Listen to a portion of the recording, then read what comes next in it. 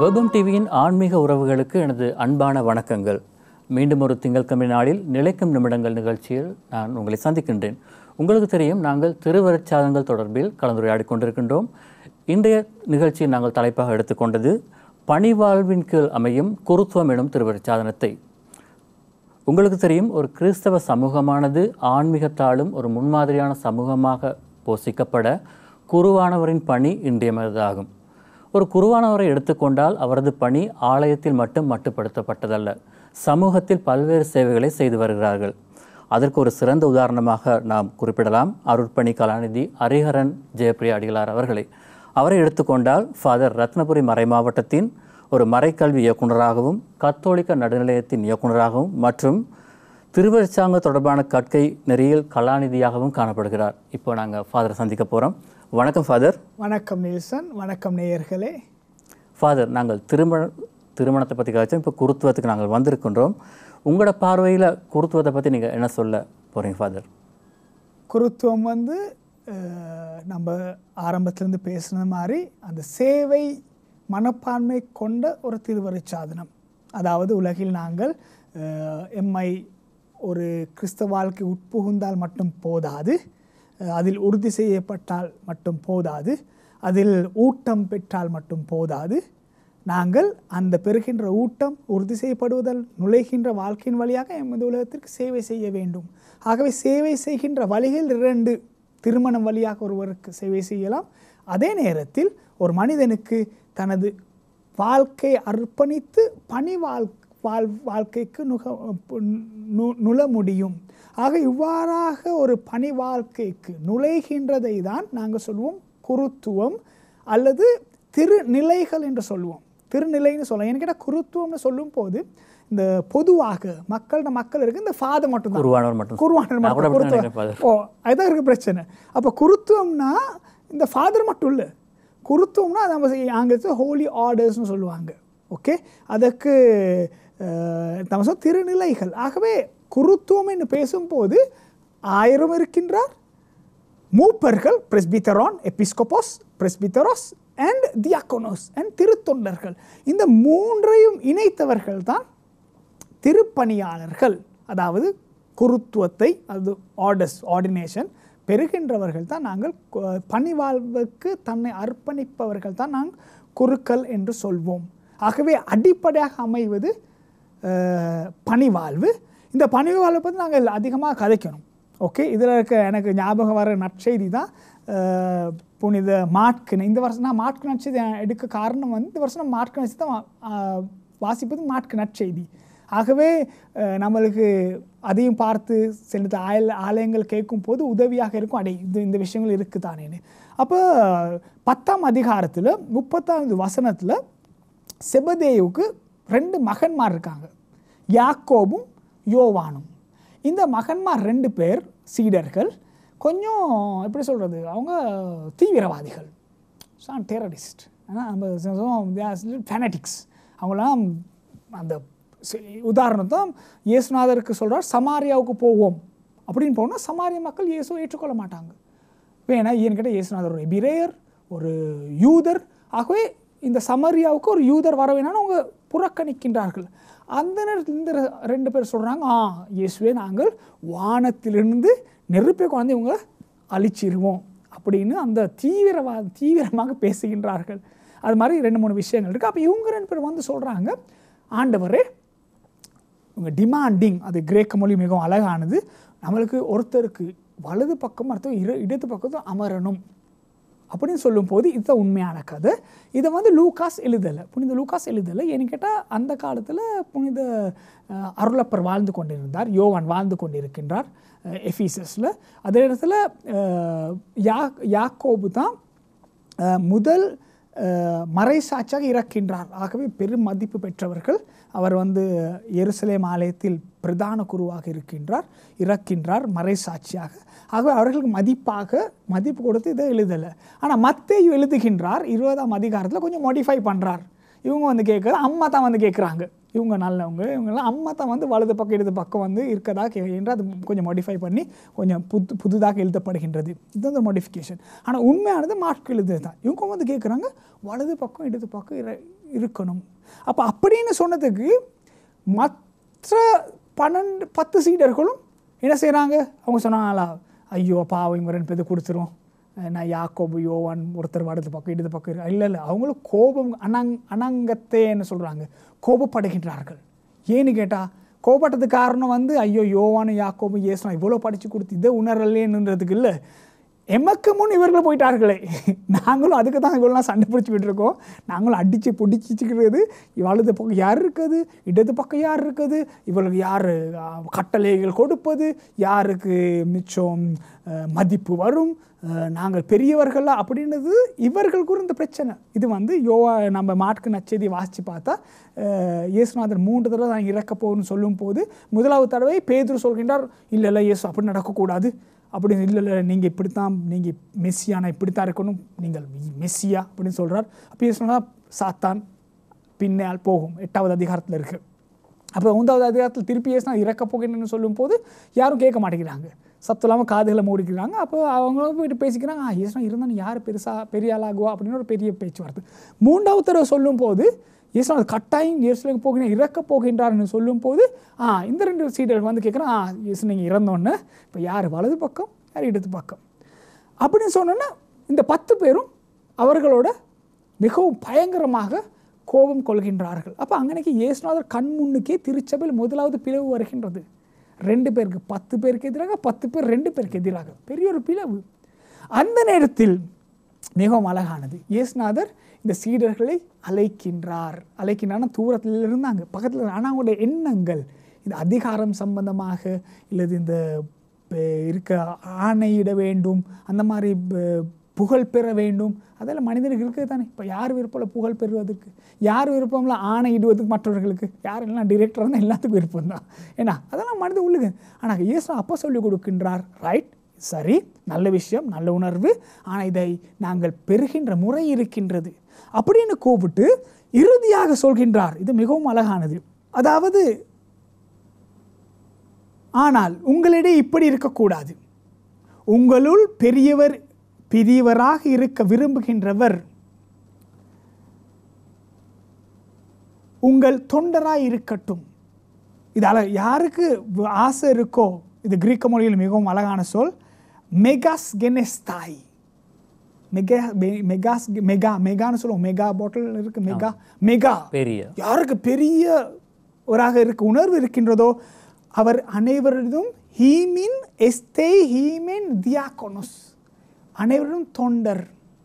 அப்போ சொல்றார், யாருக்கு புரோத்தோஸ், யாருக்கு முதன்மையாக இருக்கணுமோ, யாருக்கு மற்றவர்கள் ஆணையோட விரும்புகின்றார்களோ அவர் வந்து எஸ்தாய் பந்தோன் துவோலோஸ், அனைவரிடம் ஒரு அடிமையாக இருக்கணும்.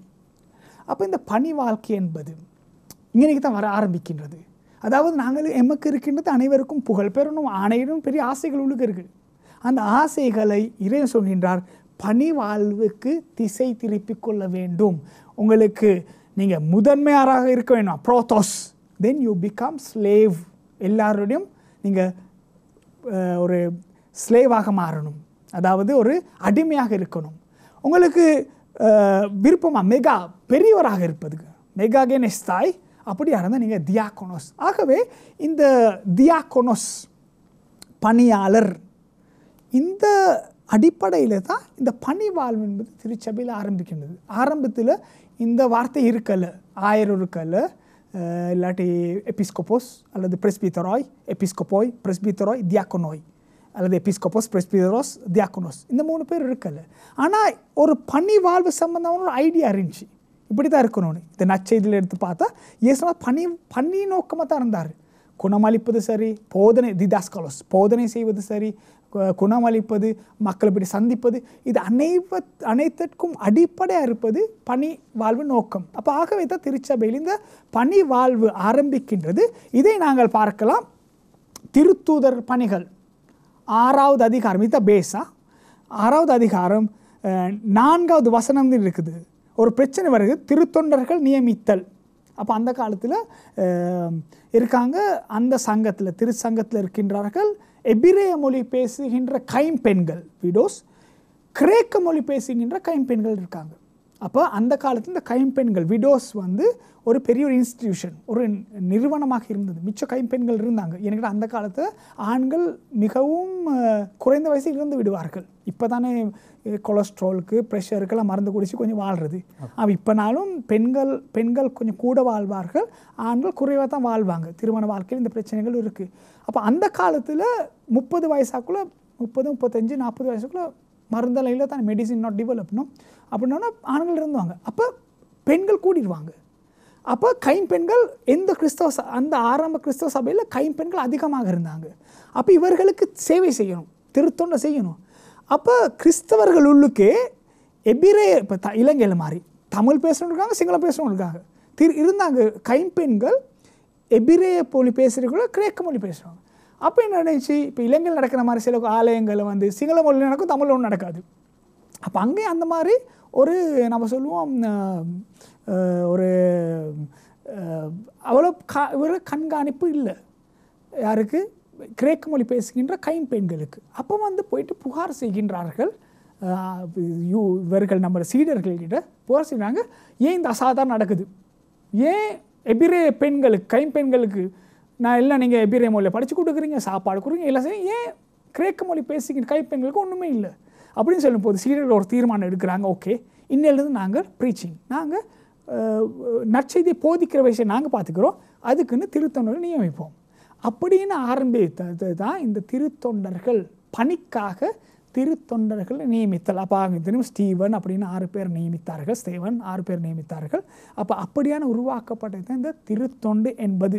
அதிலிருந்து தான் இந்த திருச்சபை இந்த யோசிக்கிறது. திருச்சபை யோசிக்கும் மக்களுக்கு, பல மொழி பேசுகின்ற பல இனத்தவர்களை சார்ந்தவர்களுக்கு பணிவாழ்வு மிகவும் பணிவாழ்வுன்னு சொல்வது இறைவன் வார்த்தை போகும், அவர்களை திருவருட்சாதனங்கள் வழியாக அவர்களுக்கு புத்துயிர் கொடுக்கணும், நிறைவாழ்வு கொடுக்கணும் என்பது தான் பணிவாழ்வு என்பது சொல்லுவோம். ஆகவே தியாகோனோஸ் பணிவாழ்வுக்காகத்தான் இந்த குருத்துவம், ஆயர், மூப்பர்கள், குருக்கள், திருத்தொண்டர் டீகன்ஸ்லாம் உருவாக்கப்படுது திருச்சபையில். இப்போ திருச்சபை எடுத்துக்கொண்டால் பெரிய ஒரு விருட்சமாக காணப்படுது ஃபாதர். அதில் ஆயர்கள், மூப்பர்கள், திருத்தொண்டர்கள் ஆகியோர் இருக்கிறாங்க. இவங்களை பற்றி கொஞ்சம் டீப்பாக காய்ச்சம்னா எப்படி ஃபாதர்? அதாவது இந்த மூப்பர்கள் என்பது பிரெஸ்பித்தராய் வந்து எருசலேம் ஆலய சம்பந்தப்பட்டு தான் ஆரம்பித்தது. அப்போ ஆரம்பத்தில் இப்போ 1வது நூற்றாண்டு முடிவில் இயேசுநாதர் இறந்து உயிர்த்தெழுந்தன் பின் 34ஆம் வருடத்திற்கு பின் புனித பவுல் தான் முதல் தடவை திருமுகங்களை எழுதுது. அதுக்கு முதல் ஒன்று இருக்கல 56 வரும்போது மாட்கட இருக்குது. மாட்கு எழுதுவதற்கு முன் தனது நற்செய்தியை புனித பவுல் எழுதுகின்றார், புனித சின்னப்பர் எழுதுகின்றார்.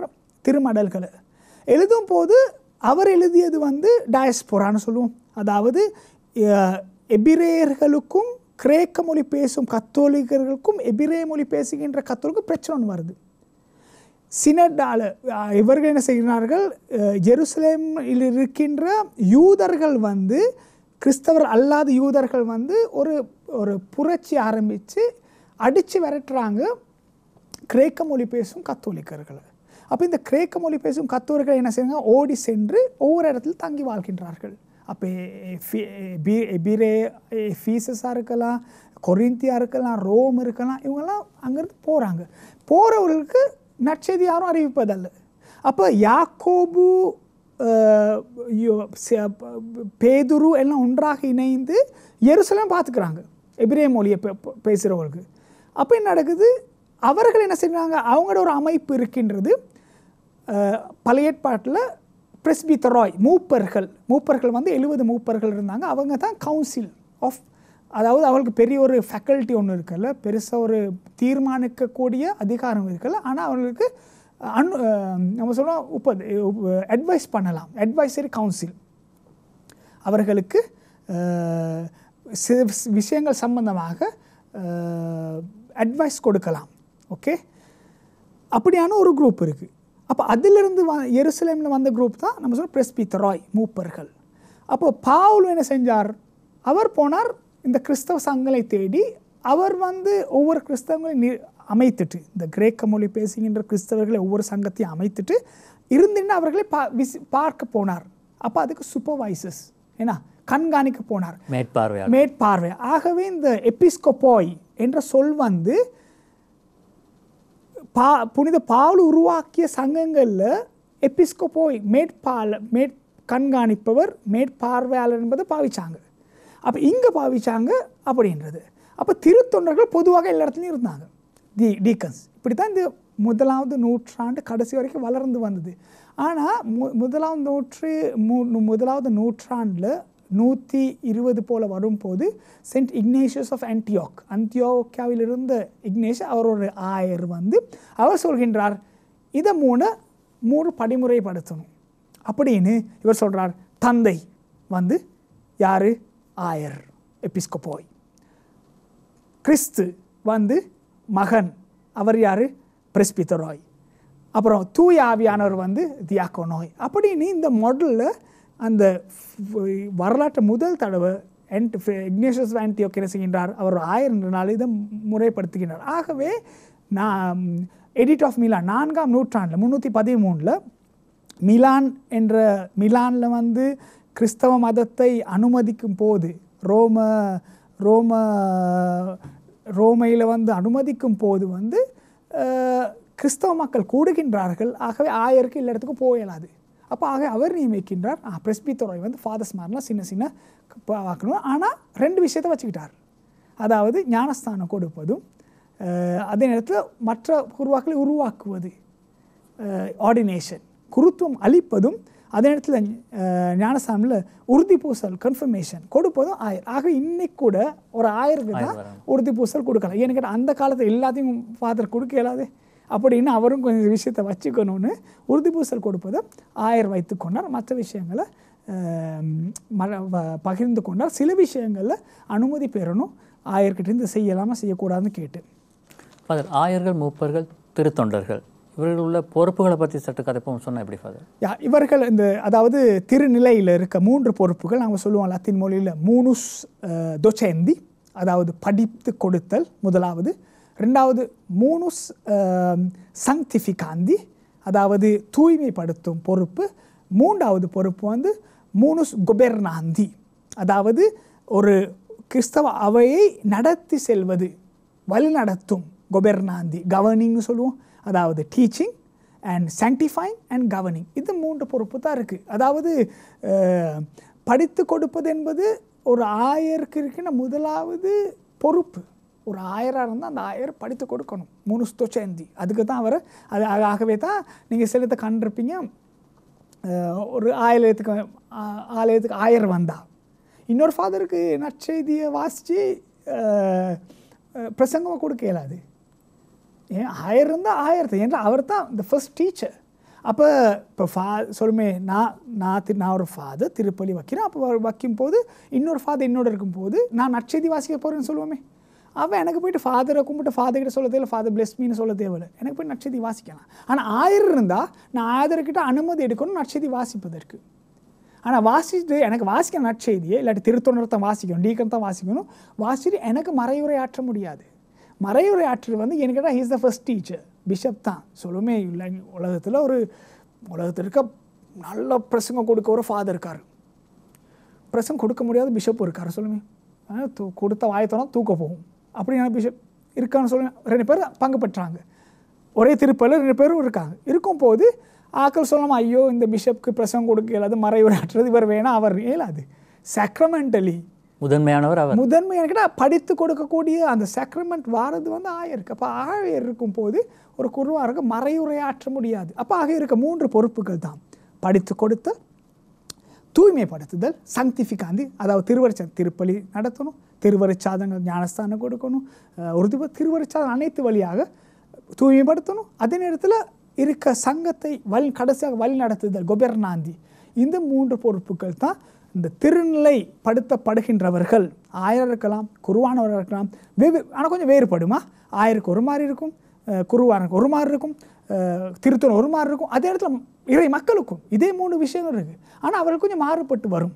3 இதே விஷயத்தை, அதாவது இவர்களுக்கு இந்த காமன் ப்ரீஸ்ட்ஹுட் பொது குருத்துவத்தில் இவர்களுக்கு இதே 3 பொறுப்புகள் இருக்குது, ஆனால் கொஞ்சம் வித்தியாசமாக இருக்கும். இதுதான் 3 பொறுப்புகள் மிக முக்கியம் தெரிஞ்சுக்கணும். இது சரி தெரியாட்டி ஃபாதர்ஸ்மாருக்கு தெரியும் என்ன செய்யணும்னு. சில நேரத்தில் செய்ய விஷயாத விஷயங்களை செஞ்சுருப்பாங்க. சரி, இந்த பில்டிங்கெல்லாம் செஞ்சுக்கிட்டு இருப்பாங்க, பில்டிங் கட்டுவாங்க ஆனால் படித்து கொடுக்காம. அப்போ இது வந்து பெரிய பில்டிங் கட்டுறது பெரிய பொறுப்பு இல்லை, தெரியும், பில்டிங் கட்டுறது பெரிய பொறுப்பு இல்லை. ஆனால் சில ஃபாதர்ஸ்மா என்ன சொன்னால் இதுதான் பெரிய பொறுப்புன்னு கோவில்களை பில்டிங் கட்டிக்கிட்டு இருப்பாங்க, படித்து கொடுக்கறத விட்டுட்டு தூய்மை சின்னத்தை ஹாஸ்பிட்டலில் யாரும் இந்த ஹாஸ்பிட்டலில் பார்க்க போக மாட்டாங்க. ஆனால் பில்டிங் அதனால் நான் பில்டிங் செய்கிறேன் அப்படின்னு அதை செஞ்சுக்கிட்டு இருப்பாங்க. அப்போ ஆகவே ஃபாதர்ஸ்மார் குருத்துவத்தில் பணி வாழ்வில் இருக்க பொறுப்புகள் என்னென்னு தெரிஞ்சுக்கிறது கொஞ்சம் நல்லோம். ஆம் நேயர்களே, குருத்துவம் தொடர்பாக ஃபாதர் என்று நம்மோடு உரையாடினார். வேபம் டிவியின் நிலைக்கும் நிமிடங்கள் நிகழ்ச்சியில் நாங்கள் திருவருட்சாதனங்கள் தொடர்பில் கதைத்து கொண்டிருந்தோம். இன்று அனைத்து திருவருட்சாதனம் தொடர்பில் நாங்கள் கதைத்து விட்டோம். ஃபாதர் இறுதியாக ஒரு முடிவுரை வழங்க காத்திருக்கிறார், அது என்னென்னு பார்ப்போம். அதாவது முடிவுரைனா இப்படித்தான் சொல்ல இருக்குது. லூமென் ஜென்சியும் நம்ம 11 இப்போ நம்ம 6 ப்ரோக்ராம் செஞ்சு கிறிஸ்தவர் மக்கள் ஏதாவது ஒன்றாவது எடுத்துக்கணும். அதாவது இவர்களுக்கு ஞாபகம் இருக்கணும், திருவருட்சாதனம் சம்மந்தமாக எங்கே சரி பேசுனா நம்மளுக்கு ஒரு அடித்தளம் தேவை. அடித்தளம் வந்து நற்செய்தி. ஓகே, அதுக்கு பார்க்க இன்னொரு அடித்தளம் தான் லூமென் ஜென்சியும். 2ஆம் வத்திக்கான் சங்கத்தில் இருக்க லூமென் ஜென்சியும் நம்ம 11, அதை நல்லா ஞாபகம் வச்சுக்கணும். அதில் சொல்கிறது தான் திருவருட்சாதனம் எல்லாத்தையும் பற்றி சொல்லிட்டு இறுதியாக சொல்கின்றார்கள் நிறைவாழ்வு. திருவருட்சாதனம் இருப்பதற்கான காரணம் வந்து நாங்கள் முழுமையான வாழ்க்கை அடைய வேண்டும் என்று, ஒரு மனித வாழ்க்கை முழுமையாக மாற வேண்டும். அதாவது நம்மளுக்கு அருட்சாதனம் இருப்பது இத்துணை சிறந்த வழிவகையால் கிறிஸ்தவ மக்கள் அனைவரும் வலுவூட்ட பெற வேண்டும். அதாவது திருவருட்சாதனம் பெறுவதன் வழியாக கிறிஸ்தவ மக்கள் ஒரு நிறைவாழ்வுக்கு வலுவூட்டப்பட வேண்டும். இவர்கள் எந்நிலையில் இருப்பினும், இலங்கையில் பிரசிடெண்டாக இருக்கலாம், இல்லாட்டி இலங்கையில் கான் என்ன சுத்தமாக்குறவங்களாக இருக்கலாம், எந்நிலையில் இருப்பினும் எப்படி இருப்பினும் ஒவ்வொருவரும் தமக்குரிய முறையிலே தந்தை கொண்டிருக்கும் அதே தூய்மை நிலையை, இறைவன் எவ்வாறு தூய்மையாக இருக்கின்றாரோ, தூய்மைன்னா நம்ம கொஞ்சம் யோசிக்கமான விஷயம். தூய்மைனா இந்த கைகாலிட்டு கும்பிட்டு அப்படி இருக்கிறதுல தூய்மை என்ற சொல் வர்றது கிரேக்க மொழியில் காடோஷ் என்ற சொல். காடோஷ்னா ரித்தல்யாத்தோ, அதாவது வேறுபட்டவர். வேறுபட்டவர்னு எப்படி? இந்த உலகத்தில் எல்லாரும் சொல்கிறாங்க இப்படி தான் திருமணம் செய்வோன்னு, ஆனால் கிறிஸ்தவன் சொல்கிறான் நான் இப்படி தான் திருமணம் செய்து கொள்வேன். எல்லாரும் உலகத்தில் சொல்கிறாங்க பழி வாங்குறது சரி, கிறிஸ்தவன் சொல்கிறான் இல்லை மன்னிப்பு கொடுப்பேன். இந்த உலகத்தில் எல்லாம் சொல்கிறாங்க இந்த இருக்க சொத்துக்களுக்கு நான் ஆசை பேராசையாக வாழ்வேன், வேலிக்கு சண்டை பிடிச்சிக்கிட்டு எல்லாத்துக்கும். ஆனால் கிறிஸ்தவன் சொன்னால் இல்லை நான் பகிர்ந்து வாழ்வேன். அதுக்கு தான் தூய்மைன்னு சொல்கிறது. நிறை வாழ்வுக்கு ஆண்டவரால் அழைக்கப்பெறுகின்றனர், முழுமையான வாழ்வுக்கு ஆகவே திருவருட்சாதனம் பெறுவதன் வழியாக இது ஒரு திருவருட்சாதனம் பெரிய பாரமும் இல்லை, பிரச்சனையும் இல்லை. திருவருட்சாதனங்கள் பெறுவதற்கான காரணம் நாங்கள் அனைவரும் இறைவன் போல் வாழ்வதற்கு, அந்த இறைவன் நிறை வாழ்வை நாங்களும் பெற்று இறைவன் எவ்வாறு வாழ்கின்றாரோ அவ்வாறு வாழ்வதற்கு அருள் வாழ்க்கை எமக்கு தேவை. அதை உருவாக்கி கொள்வது தான் நாங்கள் சொல்வோம் திருவருட்சாதனம். ஆகவே இந்த திருவருட்சாதனங்களை நன்றாக பெற்று, அதாவது ஒரு அர்த்தத்துடன் பெற்று, பெறுவது போல் பெறுவதாக இருக்காமல் அர்த்தத்துடன் பெற்று அதன்படி வாழ்ந்தால் எமது வாழ்க்கையை நாங்கள் முழுமைப்படுத்திக் கொள்ளலாம். நிச்சயமாக ஃபாதர், நீங்கள் திருவருட்சாதனம் தொடர்பில் நிறைய தகவல்களை வழங்கினீங்க. தொடர்ந்தும் வேபம் டிவி உங்களது பங்களிப்பு எதிர்பார்க்குது. இந்த நிகழ்ச்சிக்கு எங்களோட கரங்கோர்த்ததுக்கு உங்களுக்கு நன்றியை தெரிவித்துக் கொள்கிறேன் ஃபாதர். நன்றி நெல்சன். நன்றி, வணக்கம் நேயர்களுக்கும். மீண்டும் மற்றொரு நிகழ்ச்சியில் உங்களை சந்திக்கும் வரை உங்களிடமிருந்து விடைபெறுவது எஸ்.எச். நெல்சன். உங்களுக்கு ஜேசுவின் ஆசிகள்.